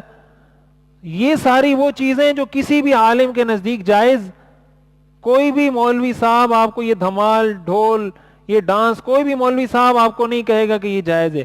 کسی علماء میں سے کسی کا اس میں اختلاف ہی نہیں ہے. میوزک سنا کے آپ دین کی دعوت دے رہے ہیں تو یہ دین کی دعوت دینا جائز ہی نہیں ہے. آج کل تو نعتوں کے ساتھ میوزک آنا شروع ہو گیا ہے. سبحان اللہ, ہمارے لوگ اتنے لیٹسٹ اتنے ایڈوانس ہوئے کہ اب سیدھی سادھی بات سمجھ میں ہی نہیں آتی. ہر چیز میں ان کو کچھ مزہ چاہیے, ہر چیز میں مزہ چاہیے. کہیں ایسا نہ ہو کہ 10 سال بعد یہ مطالبہ کریں کہ مسجد میں بھی تھوڑا تھوڑا میوزک لگائیں ورنہ ہم بیان سننے کے لیے نہیں آئیں گے. اتنے ہمارے لوگ ایڈوانس ہوتے جا رہے ہیں اور کوئی گناہ سمجھتا ہی نہیں ہے. ہمارے ہاں کتنی ایسی نعتیں آئی ہیں میوزک کے ساتھ, لوگ اس کو ثواب کی نیت سے سنتے ہیں. اب میوزک ایسی چیز ہے جس کے ناجائز ہونے پر سب علماء کا اتفاق ہے. سب علماء کا, ہمارے جتنے بر صغیر پاک و ہند کے علماء ہیں, چاہے وہ دارالعلوم دیوبند ہو, دارالعلوم کراچی ہو, بنوری ٹاؤن ہو, جامعۃ الرشید ہو, فاروقیہ ہو, جتنے ہمارے اکابر ہیں سب کا اس پر اتفاق ہے کہ میوزک ناجائز اور حرام ہے. اور ہم وہ نعتیں سنتے ہیں جن کے اندر میوزک ہوتا ہے, وہ قوالی سنتے ہیں جن میں میوزک ہوتا ہے. اور سنتے کیا ہے, صبح صبح برکت کے لیے لگاتے ہیں, اپنی گاڑیوں میں اپنی دکانوں میں صبح صبح قوالی لگاتے ہیں برکت کے لیے. اب آپ اس کو کہیں, وہ کہے گا بھائی اس کے تو بڑے اچھے اشعار ہیں, اس میں تو حمد ہے, اس میں تو نعت ہے, اس میں تو مناجات ہے. تو یہ دین کا کام یا دین کی دعوت یا دین کا پیغام اس ذریعے سے کیا جا رہا ہے جس کے ناجائز ہونے پر سب کا اتفاق ہے. تو یہ بات بھی یاد رکھنی چاہیے کہ ایسے ذریعے کو استعمال کرنا بالکل ناجائز اور حرام ہے. دین کی دعوت کے لیے آپ کوئی بھی ایسا ذریعہ استعمال نہیں کر سکتے جو ناجائز اور حرام ہو, چاہے وہ جتنا لیٹسٹ ہو یا جتنا قدیم ہو, جدید سے جدید ترین ہو, قدیم سے قدیم ترین ہو. وہ طریقہ اختیار نہیں کیا جا سکتا جو بالاتفاق ناجائز ہو. تیسری چیز, تیسرا مرحلہ, تیسرا ذریعہ وہ ہوتا ہے جس کے جائز ناجائز ہونے میں اختلاف ہو. مثال کے طور پر یہ ڈیجیٹل تصویر کا مسئلہ ہے کہ آیا ڈیجیٹل تصویر تصویر ہے یا تصویر نہیں ہے. اب بعض علماء اس کو کہتے ہیں کہ یہ تصویر ہے, بعض علماء کہتے ہیں یہ تصویر نہیں. میں اس پہ پورا تفصیل سے ایک پورا بیان کر چکا ہوں یہاں پر. اب ظاہر ہے اس کا وقت نہیں ہے کہ میں پورا اس کو دہراؤں, لیکن بہرحال یہ اختلاف ہے اس میں. اس کے بارے میں علماء فرماتے ہیں اس کے بارے میں جو اس کو جائز سمجھتا ہے وہ اس کو اختیار کرے, ناجائز سمجھنے والوں پر نکیر نہ کرے. جو ناجائز سمجھتا ہے وہ استعمال نہ کرے, لیکن جائز سمجھنے والوں پر نکیر نہ کرے. نکیر کا مطلب ہوتا ہے اعتراض نہ کرے. جو علماء اس کو جائز سمجھتے ہیں وہ اس کو استعمال کریں, اس لیے کہ ان کے نزدیک یہ جائز ہے, یہ تصویر نہیں ہے. لیکن ساتھ ہی ساتھ اس پر یہ بھی لازم ہے کہ جو لوگ اس کو استعمال نہیں کرتے ان پر اعتراض بھی نہ کرے, اس لیے کہ وہ اس کو جائز ہی نہیں سمجھتے. اسی طرح وہ لوگ جو اس کو ناجائز سمجھتے ہیں ان کے لیے تو اس کا استعمال جائز ہی نہیں ہے کہ وہ اس کو جائز ہی نہیں سمجھتے, لیکن ساتھ ہی ساتھ ان کے لیے یہ بھی جائز نہیں ہے کہ وہ ان لوگوں پر اعتراض کرے جو اس کو جائز سمجھ کر استعمال کرتے ہیں. تو دین کی خدمت کے, دین کے کام کے یہ 3 ذریعے ہیں, بالاتفاق جائز, بالاتفاق ناجائز, نمبر 2 مختلف فی, جس کے اندر جواز اور عدم جواز میں اختلاف ہو. تو جو بالاتفاق جائز ہے اس کا اختیار کرنا لازم ہے, جو بالاتفاق ناجائز ہے اس کا ترک کرنا لازم ہے. جو مختلف فی ہے اس میں جس کی جو رائے ہو وہ اس پر عمل کرے. لیکن یہ ہمیں پتہ ہو کہ ہم جو دین کا کام کر رہے ہیں تو یہ حضور علیہ الصلوۃ والسلام کے اس طرز سے یہ ہمیں پتہ چلتا ہے کہ ہمیں بھی دعوت دین کے لیے جدید سے جدید اسلوب, طرز اختیار کرنا چاہیے. ہر وہ انداز جس کے ذریعے دین کا پیغام, دین کی دعوت زیادہ سے زیادہ لوگوں تک پہنچے. یہ ایک دین کا کام کرنے والے کی ذمہ داری ہوتی ہے, اور یہ حضور علیہ الصلوۃ والسلام کی زندگی سے ہمیں معلوم ہوتا ہے. نمبر 2، پہلا طریقہ کفار کا تھا مذاق اڑانا. دوسرا طریقہ جس سے انہوں نے حضور علیہ الصلاۃ والسلام کو تنگ کیا وہ یہ تھا کہ جو حضور علیہ الصلاۃ والسلام کے سپورٹر تھے، صحابہ بھی تھے اور حضور کے چچا ابو طالب بھی تھے، ان پر دباؤ ڈالنا شروع کیا کہ آپ ان کی سپورٹ سے باز آ جائیں. ابو طالب کے پاس، حضرت ابو طالب کے پاس بار بار آتے تھے کفار کہ آپ، اس لیے کہ وہ قریش کے بڑے تھے اور ان کو پتا تھا کہ ان کی موجودگی میں ان کے بھتیجے کو ہم نقصان نہیں پہنچا سکتے، نقصان پہنچائیں گے تو سارے قبائل ہمارے خلاف جنگ کے لیے تیار ہو جائیں گے. تو بار بار آتے تھے ابو طالب کے پاس کہ آپ ان کی پشت سے ہٹیں. تو وہ کہتے تھے کہ نہیں، میں ہمیشہ ان کا دفاع کرتا رہوں گا. تو اسی طرح آتا ہے کہ ایک مرتبہ یہ آئے ابو طالب کے پاس اور بہت سارا مشورہ کر کے اجتماعی شکل میں ان کے پاس آئے اور کہا آج آپ کو فیصلہ کرنا پڑے گا کہ آپ کو ان کی پشت سے ہٹنا پڑے گا، وگرنہ ہم ان کو نقصان پہنچائیں گے تو پھر ہم آپ کی بھی پرواہ نہیں کریں گے. حضور علیہ الصلاۃ والسلام کو جب پتہ چلا تو ابو طالب نے حضور علیہ الصلاۃ والسلام کو بلایا، اور بلانے کے بعد ابو طالب نے ان سے کہا کہ یہ لوگ مجھ سے یہ مطالبہ کر رہے ہیں اور مجھے اس بات پہ مجبور کر رہے ہیں کہ تم ان کی پشت سے ہٹ جاؤ، ان کو سپورٹ کرنے سے باز آ جاؤ، ورنہ ہم ان سے لڑیں گے یہاں تک کہ یا ہم مارے جائیں یا یہ مارے جائیں. حتی یہلک احد الفریقین، دونوں فریقوں میں سے ایک فریق ہلاک جب تک نہیں ہوگا ہم پیچھے نہیں ہٹیں گے. حضور علیہ الصلاۃ والسلام نے جب حضرت ابو طالب کی یہ ساری باتیں سنی تو حضور علیہ الصلاۃ والسلام کو طبعی طور پر بہت تکلیف ہوئی، بہت غم ہوا، رنج ہوا، اس لیے کہ ایک ہی آپ کے خاندان میں آپ کے سپورٹ کرنے والے شخص تھے. آپ کے والد تو ویسے ہی نہیں تھے، والدہ آپ کی موجود نہیں تھی، دادا کا انتقال ہو گیا تھا، ایک ہی چچا تھے جو آپ کو سپورٹ کرتے تھے، باقی تو آپ کے بڑوں میں سے کوئی تھا نہیں. حضور علیہ الصلاۃ والسلام نے ارشاد فرمایا واللہ، اللہ کی قسم، یا عمی لو وضع الشمس في يميني والقمر في يساري على ان اترك هذا الامر ما فعلت حتى يظهر الله او اهلك دونا. آپ نے فرمایا اللہ کی قسم اے چچا جان، اگر یہ میرے دائیں ہاتھ میں سورج لا کر رکھ دیں، بائیں ہاتھ میں چاند لا کر رکھ دیں، تب بھی میں اپنے اس دین سے ایک قدم پیچھے نہیں ہٹوں گا، یہاں تک کہ یا تو اللہ میرے اس دین کو غالب کر دے گا یا ان سے لڑتے لڑتے میں اس دنیا سے چلا جاؤں گا، لیکن کبھی بھی اپنے موقف سے، اپنے دین سے میں پیچھے نہیں ہٹوں گا. اور اس کے بعد حضور علیہ الصلاۃ والسلام رونے لگے اور رو کر پیٹ پھیر کر وہاں سے جانے لگے، یہ سمجھ کر کہ شاید اب میرے چچا بھی میری سپورٹ میں نہیں رہے. تو پھر ابو طالب نے حضور علیہ الصلاۃ والسلام کو دوبارہ بلایا اور ان کو پتہ چل گیا کہ ان کو اس بات کا غم ہے، رنج ہے. تو ابو طالب نے پھر حضور علیہ الصلاۃ والسلام سے کہا اذهب فقل ما احببت واللہ لا اسلمک. انہوں نے کہا اے بھتیجے آپ جاؤ، جو آپ کی مرضی یہ کرو، کبھی بھی میں آپ کو ان کافروں کے حوالے نہیں کروں گا، میں جس طرح آپ کی سپورٹ پر پہلے کھڑا تھا اسی طرح آج بھی کھڑا ہوں، ہمیشہ کھڑا رہوں گا. تو یہ انہوں نے دباؤ ڈالا، یہ ان کا دباؤ ناکام ہوا. پھر ایک اور ذریعے سے دباؤ ڈالا، ابو طالب کو کہا کہ آپ کا یہ بھتیجا بہت عزیز ہے، تو ایسا کرتے ہیں ہم آپ کو عرب کا ایک نوجوان دیتے ہیں جو عرب کا سب سے خوبصورت اور سب سے عزت والا نوجوان ہو، ہم آپ کو وہ دیتے ہیں، آپ اس کو رکھ لیں اور اپنے بھتیجے کو ہمارے حوالے کر دیں، تاکہ آپ کے بھتیجے کے عوض ہم آپ کو ایک نوجوان دے دیں گے. تو ابو طالب نے کہا یہ عجیب بات ہے کہ میں اپنا بیٹا، اپنا بھتیجا تمہیں دوں تاکہ تم اس کو قتل کرو اور تمہارے بیٹے کو میں پالوں، یہ کیسے ہو سکتا ہے؟ ایسا بھی نہیں ہو سکتا.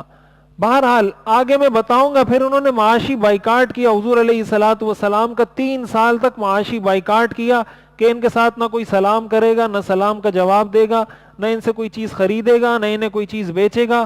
وہ ایک گھاٹی میں جا کر ابو طالب، حضور علیہ الصلاۃ والسلام یہ سارے وہاں رہنے لگے، یہاں تک کہ پتے آپ نے کھائے اور بڑی مشکل آپ نے 3 سال کی وہ زندگی وہاں گزاری. تو دوسرا طریقہ جو استعمال کیا گیا وہ طریقہ تھا دباؤ کا، کہ جو اس کے سپورٹ کرنے والے ہیں اچھے کام کو یا حضور کی دین کی دعوت کے کام کو سپورٹ کرنے والے ان پر دباؤ ڈالیں, کسی طرح کوشش کریں کہ یہ لوگ ان سے پیچھے ہٹ جائیں. اس کا فائدہ کیا ہوگا کہ وہ تنہا ہو جائے گا, دین کا کام کرنے والا شخص تنہا ہو جائے گا. اب میں آج کے زمانے پر اس کو بھی فٹ کر کے بتاتا ہوں تاکہ ہمیں یہ پتہ چلے. یہ جو کہا جاتا ہے نا کہ یہ سازشیں ہو رہی ہیں, لوگ سمجھتے ہیں یہ مولویوں نے ہر چیز کو سازش بنایا ہوا ہے. یہ سیرت اسی لیے پڑھا رہا ہوں تاکہ پتہ چلے, آپ کی آنکھیں کھلیں, پھر آپ خود بھی پڑھیں. تو یہ کوئی نئی چیزیں نہیں ہیں, آج بھی ہمارے ساتھ یہی ہو رہا ہے. یہی ہو رہا ہے کہ جو لوگ دین کا کام کر رہے ہیں, سارے کافروں کی مل کر کوشش یہ ہے کہ ان کو جو سپورٹ کرنے والے لوگ ہیں, چاہے وہ عوام میں سے ہوں, چاہے وہ خواص میں سے ہوں, چاہے ان کے خاندان میں سے ہوں, چاہے وہ مالی اعتبار سے سپورٹ کر رہے ہوں, چاہے جسمانی لحاظ سے سپورٹ کر رہے ہوں, ان کو پیچھے کیا جائے, ان پر دباؤ ڈالا جائے کہ بھائی ان کے ساتھ زیادہ تعلق نہیں رکھو یا ان کو زیادہ سپورٹ نہیں کرو. اب اس زمانے میں دباؤ ڈالنے کے طریقے کچھ اور تھے, آج کے زمانے میں دباؤ ڈالنے کے طریقے کچھ اور ہیں. ابھی کیا ہو رہا ہے ہمارے ہاں, کیا ہو رہا ہے کہ جو لوگ مدارس کو چندہ دیتے ہیں ان کو تنگ کیا جاتا ہے کہ آپ نے کہاں چندہ دیا, کیوں دیا. مدارس والوں پر باقاعدہ جا کے دباؤ ڈالا جاتا ہے, اور ظاہر ہے یہ ہماری حکومتیں جو کرتی ہیں تو یہ ویسے تو نہیں کرتی, ان کے اوپر دباؤ ہوتا ہے, اور دباؤ کسی مسلمان کا نہیں ہوتا, ظاہر ہے امریکہ کا ہوتا ہے. اور امریکہ ظاہر ہے کہ ہمارا کوئی دوست نہیں ہے, دشمن ہے, اور اس کو دشمنی ہمارے مذہب سے ہے, ہمارے اسلام سے ہے.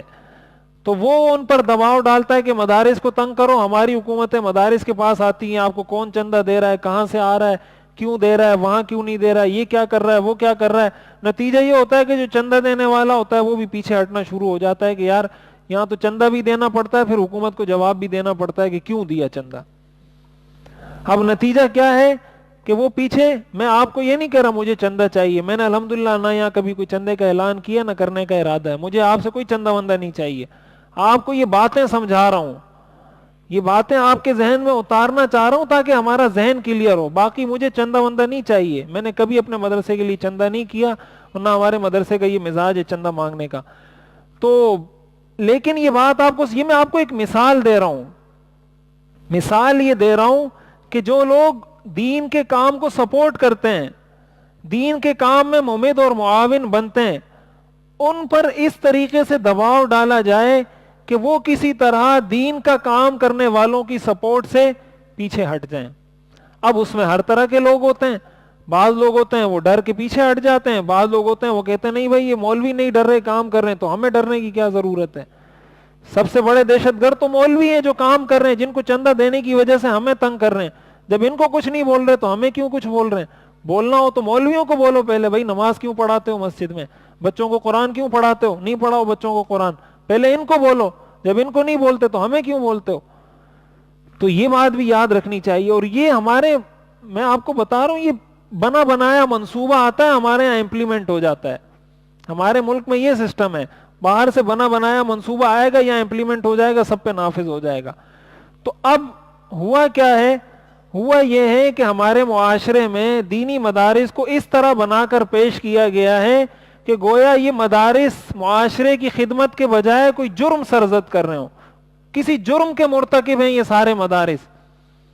ایسا بنایا گیا ہے نا ہمارے معاشرے میں کہ یہ تصور ایک انسان کے ذہن میں, ایک عام انسان کے ذہن میں یہ آئے کہ یار مدرسے سے دور ہی رہو, مدرسے کے بس زیادہ مولوی صاحب کے, زیادہ ان لوگوں کے قریب مت جاؤ. گویا کہ حالانکہ وہ معاشرے میں تعلیم فراہم کر رہے ہیں, اب اپنی غلط چیز کو وہ کوئی بھی اچھا لیبل دے دیں, عنوان بنا کر پیش کر دیں, اور مولوی قرآن کی تعلیم دے رہا ہے, حدیث کی تعلیم دے رہا ہے, اس پر یہ کوئی بھی برا عنوان لگا دیں تو ہمارے مسلمان بھی انہی کا وہ عنوان لے کر وہ بھی مدارس پہ لگانا شروع کر دیتے ہیں.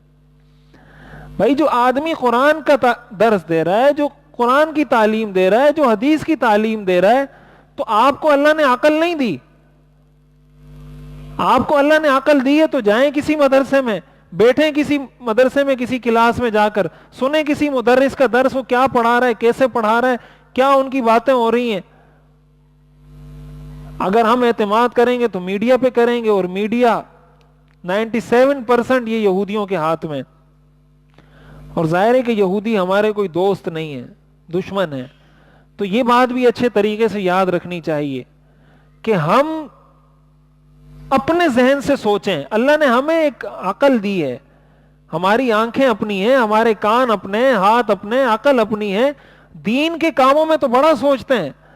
دین کے کسی کام کا حکم دو یا بتاؤ کہ بھائی یہ دینی حکم ہے یا فرض ہے یا واجب ہے, تو ایسا کیوں ہے, ایسا کیوں ہے, ایسا کیوں ہے. اور جب مولوی کے بارے میں کوئی آپ کو بتائے گا کہ مولوی ایسے ہوتے ہیں, تو پھر نہیں پوچھتے کہ کیوں, پھر یہ کیوں سوال نہیں ہوتا کہ کیوں یا کیسے یا کیا دلیل ہے یا آپ نے کب دیکھا یا کہاں کہاں ایسا ہوتا ہے یا کتنے % لوگ ایسے ہیں. یہ سوال پھر نہیں ہوتے, پھر کہتے ہیں ہاں یہ بالکل صحیح بول رہا ہے یہ. تو یہ بات بھی سمجھنی چاہیے کہ جو دباؤ ڈالنے کا طریقہ ہے, دین کے کام کو سپورٹ کرنے والوں کو جو دباؤ ڈالا جاتا ہے, یہ طریقہ بھی کوئی نیا نہیں ہے, یہ طریقہ بھی پرانا ہے.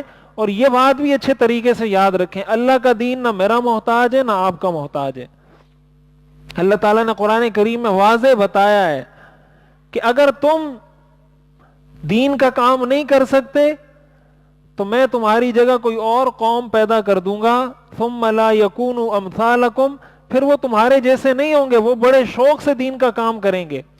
حدیث میں آتا ہے ان اللہ لیؤید ھذا الدین بالرجل الفاجر, اللہ تعالی کبھی کبھی اس دین کو کسی فاسق فاجر آدمی کے ذریعے بھی تقویت فراہم کر دیتا ہے. کبھی کسی فاسق فاجر آدمی سے بھی اللہ دین کا کام لے لیتا ہے. تو ضروری نہیں ہے کہ کسی مولوی سے لیا جائے, ضروری نہیں کسی صوفی صاحب سے, کسی حاجی صاحب سے لیا جائے. ممکن ہے اللہ کسی ایسے آدمی سے دین کا کام لے لے جس کو دنیا یہ سمجھتی ہو کہ یہ فاسق فاجر ہے, لیکن اللہ اس سے دین کا کام لے لے گا. اور یہ دین کا سلسلہ اس وقت نہیں روکا, حضور علیہ الصلوۃ والسلام کو نہیں روک سکے وہ لوگ, آج تک نہیں روک سکے, قیامت تک نہیں روک سکیں گے. یہ بات یاد رکھیں, دین کے کام کو نہیں روکا جا سکتا. اللہ نے اس دین کو پیدا کیا, واللہ متم نورہ, اللہ فرماتے ہیں میں اپنے اس دین کو پورا کر کے چھوڑوں گا. ولو کرہ الکافرون, اگرچہ کافروں کو یہ بات اچھی نہیں لگتی. ولو کرہ المشرکون, اگرچہ مشرکوں کو یہ بات اچھی نہیں لگتی, میں اپنے دین کے پیغام کو عام کر کے رہوں گا. اللہ کسی سے بھی کام لے لے. تو یہ بات بھی اچھے طریقے سے سمجھنی چاہیے.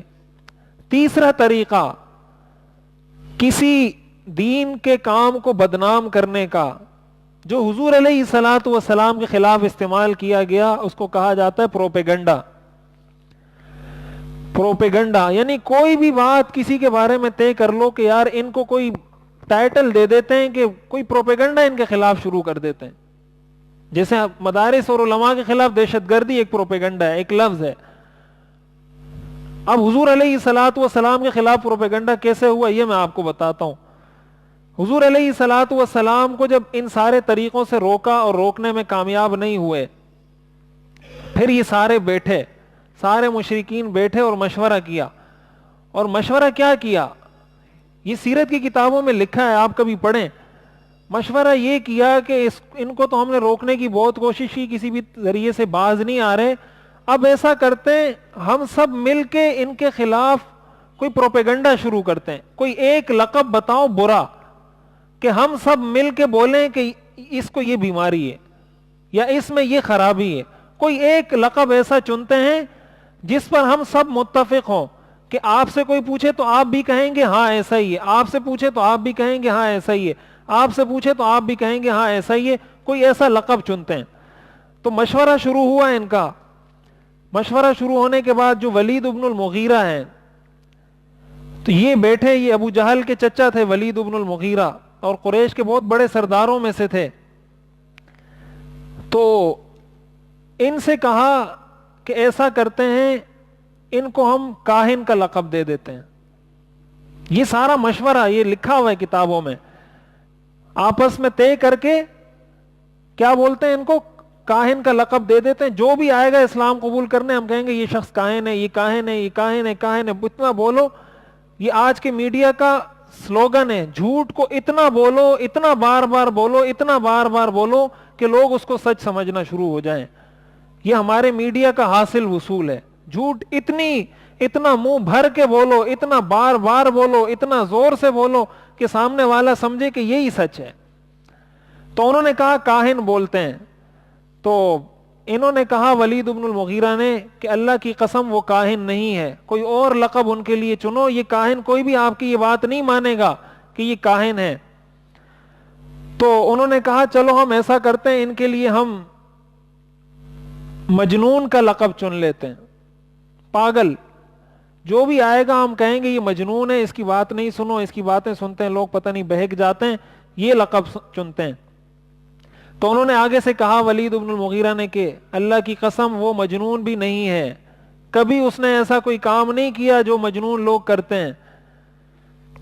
تو پھر مشورہ ہوا تو کہنے لگے کہ چلو ایسا کرتے ہیں کہ شاعر کا لقب دے دیتے ہیں, ہم بولیں گے یہ شاعر ہے, یہ جو قرآن پڑھتا ہے یہ قرآن نہیں, یہ شعر و شاعری ہے, اور اپنی طرف سے شعر پڑھ کے کہتا ہے یہ اللہ نے مجھ پہ نازل کیا ہے. تو ولید بن المغیرہ نے کہا اللہ کی قسم وہ جو قرآن پڑھتا ہے یہ شعر نہیں ہو سکتا, مجھے شعر کے سارے اصول پتہ ہیں کہ شعر میں کون سا قافیہ کیسے بنتا ہے, کون سا شعر کیسے بنتا ہے, قرآن میں شعر کا کوئی تصور ہی نہیں ہے, یہ شعر نہیں ہے. پھر انہوں نے کہا کہ چلو شاعر نہیں تو ساحر کہتے ہیں, جو بھی آئے گا ہم کہیں گے یہ جادوگر ہے, اس کی زبان میں جادو ہے, جو اس کے پاس بیٹھتا ہے اس کو اپنے اس میں جکڑ لیتا ہے. تو ساحر کا لقب ٹھیک ہے, اس پر اتفاق کر لیتے ہیں. تو اس نے یہ کہا کہ میں حضور کو ساحر بھی نہیں مانتا, لیکن تم یہ کہتے ہو کہ ساحر ہے, تو چلو اس پر اتفاق کر لیتے ہیں کہ ہم پورے مکہ میں یہ پروپیگنڈا کریں گے کہ یہ ساحر ہے. اس پر ان کا اتفاق ہو گیا کہ اب ان کو ہم ساحر کے لقب سے یاد کریں گے, پورے مکہ میں یہ مشہور کریں گے کہ یہ ساحر ہے. قرآن کریم نے جا بجا اس کی نفی کی ہے, ما ہوا بقول شاعر ولا بقول کاہن, یہ قرآن کسی شاعر کا کلام نہیں ہے, ولا بقول کاہن, یہ قرآن کسی کاہن کا کلام نہیں ہے, انہ لقول رسول کریم, یہ اس کریم اور معزز فرشتے کا کلام ہے جو اللہ کی طرف سے لے کر آیا جبریل امین, ذی قوت عند ذی العرش مکین مطاع ثم امین وما صاحبکم بمجنون. اللہ فرماتے ہیں تمہارا یہ ساتھی مجنون نہیں ہے. قرآن نے ان ساری چیزوں کی نفی اس لیے کی ہے کہ انہوں نے کہا شاعر, قرآن نے کہا ما ہوا بقول شاعر, انہوں نے کہا کاہن, قرآن نے کہا ما ہوا بقول کاہن, انہوں نے کہا مجنون, قرآن نے کہا ما صاحبکم بمجنون. قرآن نے اسی لیے ان ساری چیزوں کی نفی کی. اس پر ان کا اتفاق ہو گیا, اور ولید ابن المغیرہ کو یہ بات پتہ تھی کہ حضور ساحر بھی نہیں ہے, لیکن اس کے باوجود, اس لیے کہ حضور سے اس نے ایک دفعہ قرآن سنا تھا اور اس نے عرب کو جا کر یہ بات کہی, لقد سمعت من محمد کلاما ما هو من کلام الانس ولا من کلام الجن, میں نے محمد صلی اللہ علیہ وسلم سے ایسا کلام سنا ہے جو نہ کسی انسان کا کلام ہو سکتا ہے نہ کسی جن کا.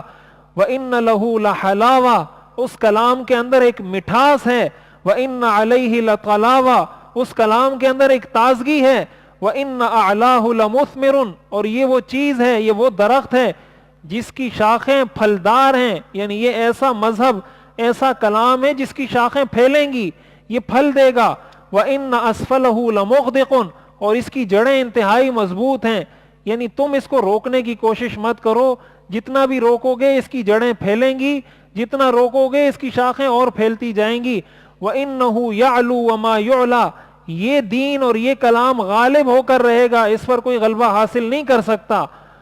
یہ باتیں جب ولید بن المغیرہ نے کی تو سب نے کہا اس پر بھی اس نے جادو کر دیا ہے, ولید بن المغیرہ پر بھی جادو کر دیا ہے. تو پھر اس نے مجبور ہو کر کہا کہ چلو میں آپ کے ساتھ اتفاق کر لیتا ہوں کہ ہم یہ پروپیگنڈا کریں گے کہ یہ ساحر ہے.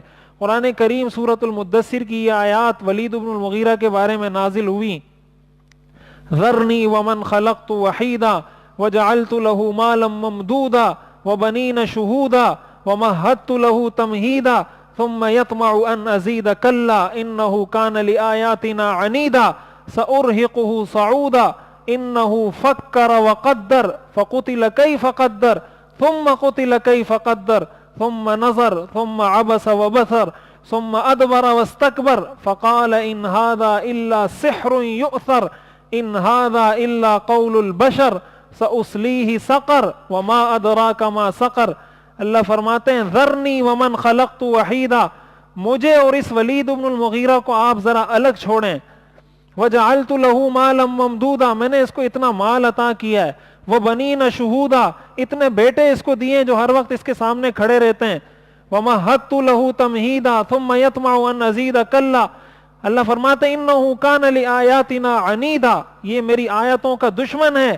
سأرہقہ صعودا، میں اس کو جہنم میں اونچے پہاڑ پر بار بار چڑھا کر جہنم میں گراؤں گا. انہ فکر وقدر، اس نے سوچا پھر ایک اندازہ ٹھہرایا. فقتل کیف قدر، اللہ فرماتے ہیں یہ تباہ ہو جائے، اس کو موت آئے، یہ کیسا اس نے فیصلہ کیا.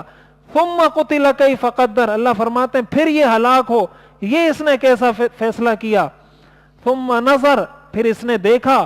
ثم عبس وبصر، پھر اس نے اپنی پیشانی پر بل چڑھائے اور منہ پھیرا اور اپنی تیوری چڑھائی اور اپنا جیسے کہا جاتا ہے نا کہ منہ پہ 12 بجائے. ثم ادبر واستکبر، پھر پیٹھ پھیر کر جانے لگا اور تکبر کے ساتھ کہنے لگا ان ھذا الا سحر یؤثر، کہ یہ واقعی میں کوئی جادو ہے. اللہ فرماتے ہیں یہ اس نے کیسے کہا، اس کو میں نے سب کچھ سمجھا دیا، سمجھانے کے بعد یہ سب کچھ کہہ رہا ہے.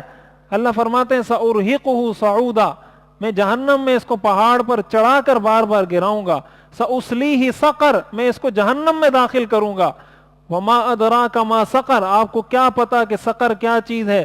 لا تبقی ولا تذر، یہ نہ کسی چھوٹی چیز کو چھوڑے گی نہ کسی بڑی چیز کو چھوڑے گی، ہر چیز کو جلا کر راکھ کر دے گی. اس جہنم میں اس ولید بن المغیرہ کو داخل کروں گا.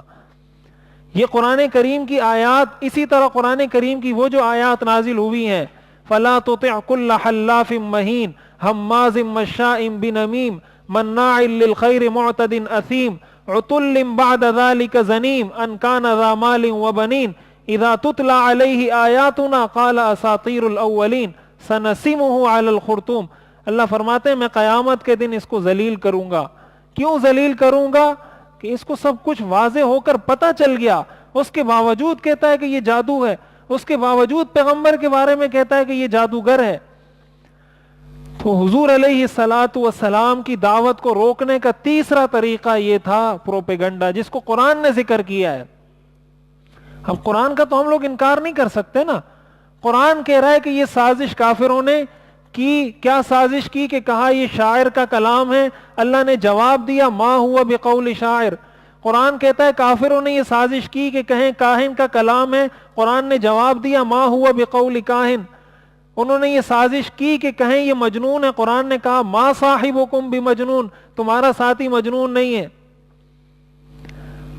اس سے یہ معلوم ہوتا ہے کہ دین کے راستے میں رکاوٹ ڈالنے کا تیسرا طریقہ پروپیگنڈا ہوتا ہے.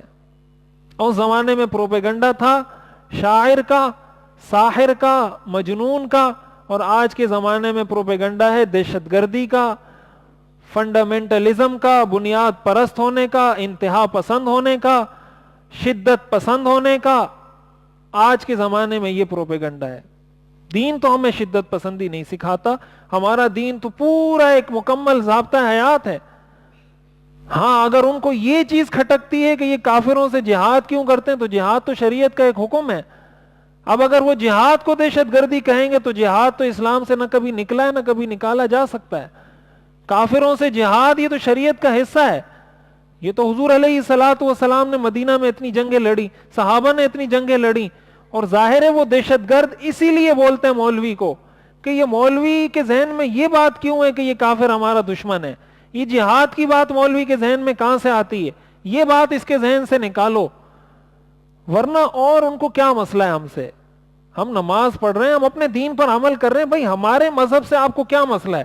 ہمارے مدارس سے آپ کو کیا مسئلہ ہے؟ ہماری مساجد سے آپ کو کیا مسئلہ ہے؟ تو یہ جو پروپیگنڈا ہے، اس طرح پروپیگنڈے کی رو میں بہت سارے لوگ بہہ جاتے ہیں. اس زمانے میں بھی بہہ گئے تھے، آج کے زمانے میں بھی بہت سارے لوگ بہہ جاتے ہیں.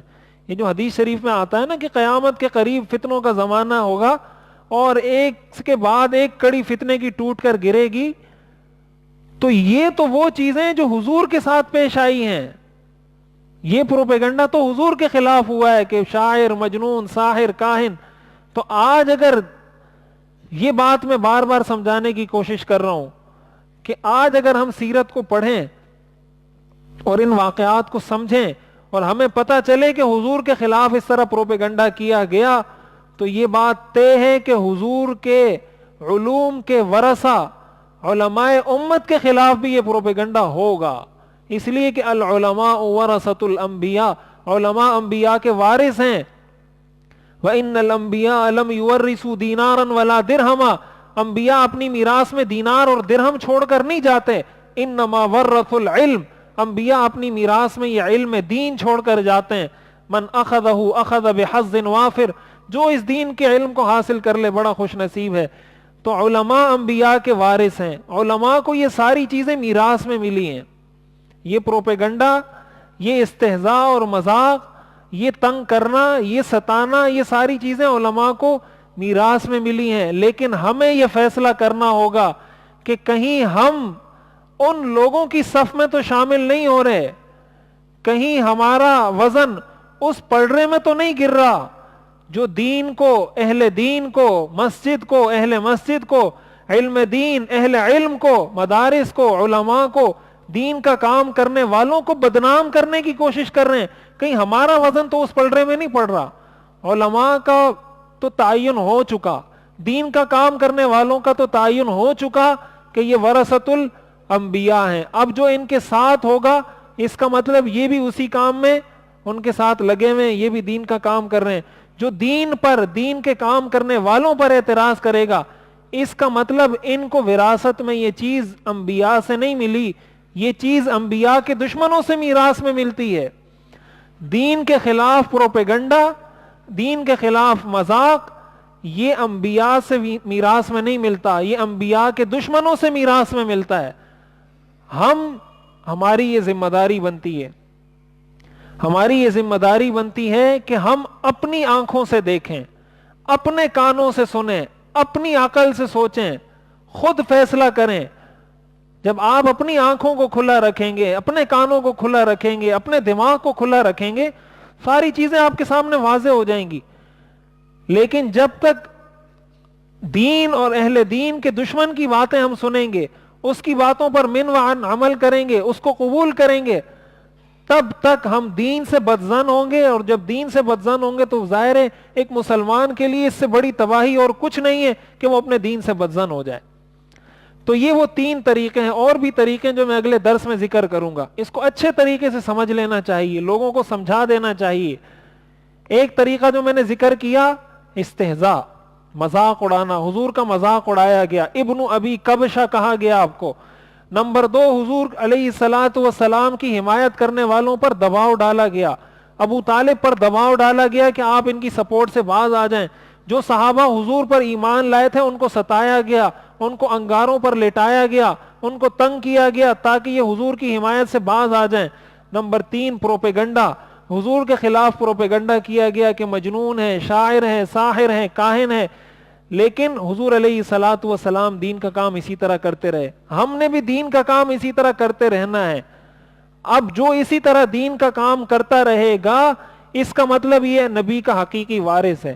جو ان پروپیگنڈوں سے متاثر ہو کر، اس استہزاء سے متاثر ہو کر دین کا کام کرنا چھوڑ دے گا، اس کا مطلب یہ اس سازش کا شکار ہو گیا اور اس کا دشمن اپنی سازش میں کامیاب ہو گیا۔ یہ وہ چیزیں ہیں جو ہمیں سیرت سے سیکھنی چاہیے۔ اللہ تعالی ہمیں سمجھنے اور عمل کرنے کی توفیق عطا فرمائے۔ وآخر دعوانا ان الحمدللہ رب العالمین۔ الحمدللہ رب العالمین والصلاة والسلام علی رسولہ محمد وآلہ واصحابہ اجمعین۔ ربنا آتنا فی الدنیا حسنہ وفی الآخرۃ حسنہ وقنا عذاب النار۔ یا حی یا قیوم برحمتک نستغیث اصلح لنا شأننا کلہ ولا تکلنا الی انفسنا طرفۃ عین۔ وصلی اللہ تعالی علی خیر خلقہ محمد وآلہ واصحابہ اجمعین، آمین برحمتک یا ارحم۔ میرا دل بدل دے، میرا دل بدل دے، میرا دل بدل دے، میرا دل بدل دے۔